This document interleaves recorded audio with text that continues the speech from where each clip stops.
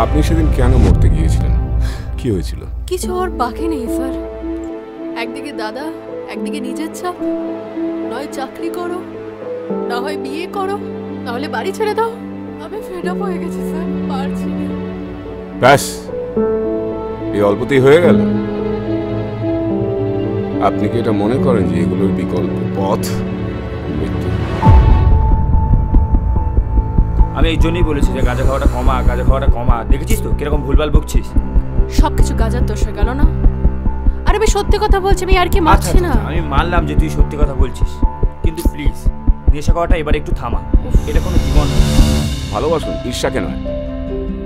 ভালো করে মানুষকে ভালোবাসুন, দেখবেন জীবনটা বদলে গেছে। ওই দেখুন পাখিটা কি সুন্দর আকাশে উঠছে। কোথায় ছিল, কোথায় চলে গেল? পাখির মতো। আজ আমি বাড়ি ফিরবো কিনা আমি ঠিক জানি না। জানি না আমার বাবা মার সাথে আর দেখা হবে কিনা, দাদার সাথে আর কোনোদিন কথা হবে। শেষ চুমুটা আমি আমার প্রেমিককে খেতে পারবো কিনা। আমি তো চাওয়ার মধ্যে নিজের স্বপ্নটাকেই শুধু বেছে নিয়েছি। সেটাও কেন পূরণ হলো না। আবার দেখা হবে তোমাদের সাথে।